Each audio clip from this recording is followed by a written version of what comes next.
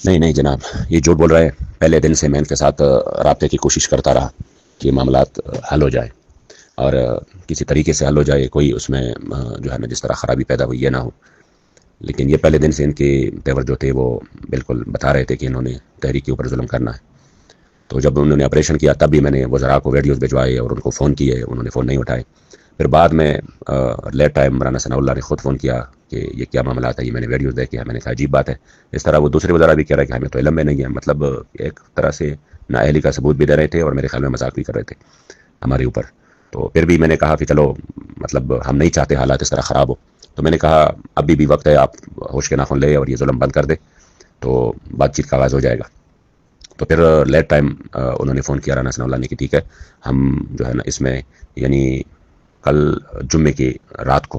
کہ جب مارچ پہ بہت زیادہ ظلم ہوا اور کافی سارے ہمارے لڑکے شہید ہو گئے، زخمی ہو گئے، تو انہوں نے کہا کہ یہ کیا ہو رہا ہے، یہ تو غلط ہو رہا ہے۔ میں نے کہا غلط تو آپ کی طرف سے ہو رہا ہے، ہماری طرف سے تو کچھ بھی غلط نہیں ہے۔ ہم تو ایک پرامن مارچ کرنا چاہ رہے تھے، اور اگر آپ لوگ بیٹھ کے بات کرتے کہ یہ جو ہے نا حالات اس طرح ہے، معاہدات، تو یہ تو شاید ہماری طرف سے اس میں جو ہے نا وہ بہت کچھ تبدیلی بھی کی جا سکتی تھی۔ لیکن آپ لوگوں نے تو شروع ہی ظلم سے کیا، بات چیت سے تو کیا ہی نہیں۔ تو پھر اس کے بعد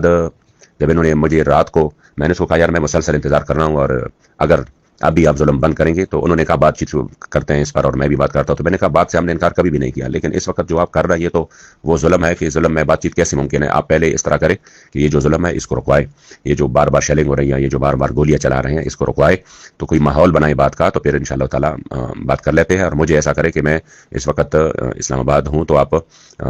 راستے کے لیے جو ہے نا تھوڑا سا مجھے ہیلپ کرے تاکہ میں ادھر پہنچ جاؤں۔ اور فوراً جو ہے نا وہ میں امیر صاحب سے بھی میں نے بات کی، واٹس ایپ پہ میں نے بات کی امیر صاحب سے، تو انہوں نے بھی یہ نہیں کہا کہ ہم بات چیت کر ہی نہیں رہے۔ انہوں نے کہا کہ جب یہ ظلم کر رہے ہیں اس طرح، تو اس میں کس طرح بات چیت ہوگی؟ میں نے کہا انہوں نے رات کے 1 بجے مجھے وہ دی ہے کہ اب مزید ہم کوشش کرتے ہیں کہ یہ فورس کی جو حملے یہ رکوائے۔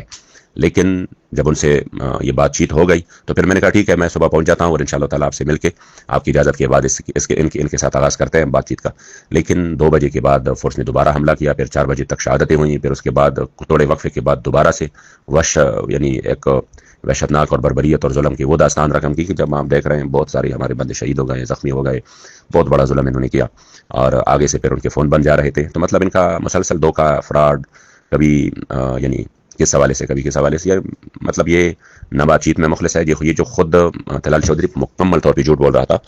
کوئی اس طرح کی بات نہیں ہے کہ ہم نے کبھی بات چیت سے انکار کیا ہو، یا ہم نے یہ کہا ہو کہ نہیں ہم نے، ظاہری بات ہے اگر یہ بیٹھ جاتے اور بات کرتے تو شاید اگر معاہدہ ہو جاتا تو ہمارا پلان جو ہے نا جس طرح پوری دنیا میں ہوا تھا، تو ہم بھی کسی جگہ جا کے جو ہے نا شکر بجا لاتے اور ان کے ساتھ اظہار یکجہتی کر لیتے۔ لیکن انہوں نے اس انداز سے، یعنی اتنا عجیب طریقے سے اس کا آغاز کیا کہ بس بالکل مکمل فرعونیت اور ظلم کے ساتھ۔ تو فی الوقت تک تو صورتحال اس وقت تک پھر یہی ہے۔